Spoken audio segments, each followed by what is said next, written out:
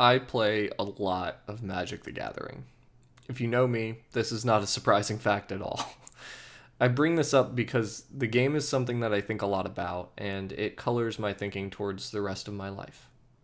One of the areas I've been thinking a lot about recently is the fundamentals. Stick with me, there's a lesson in this.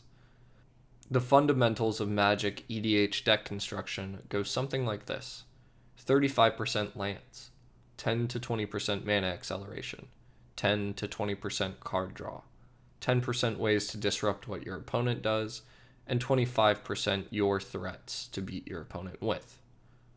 Now, there are variations on that formula, but the first three categories I listed appear in almost every deck on some level.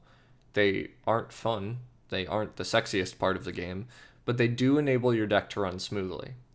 If you don't have resources to spend, such as mana generated from lands, then you never get to cast your cards. And moreover, you can't cast your cards if you never drew them in the first place. So, why do I bring this up today? Well, for my first blog post in 2021, I thought it was important to recenter the narrative around financial life planning back to the fundamentals. There's a lot of might change in the near future. Biden's new tax plans, stimulus package, and litany of other changes may be promising for some reasons, but we won't know what they are until the legislation is passed by Congress. The pandemic is going to slowly fade as more and more people are vaccinated, allowing us to hopefully return to some degree of normal life.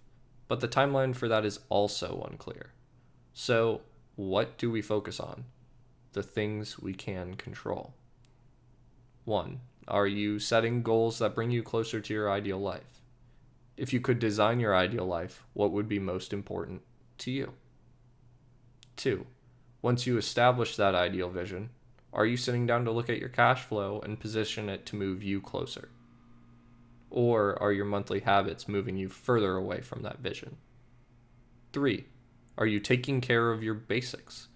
Things like setting aside an emergency fund, staying free from consumer debt when possible, and investing for the long term.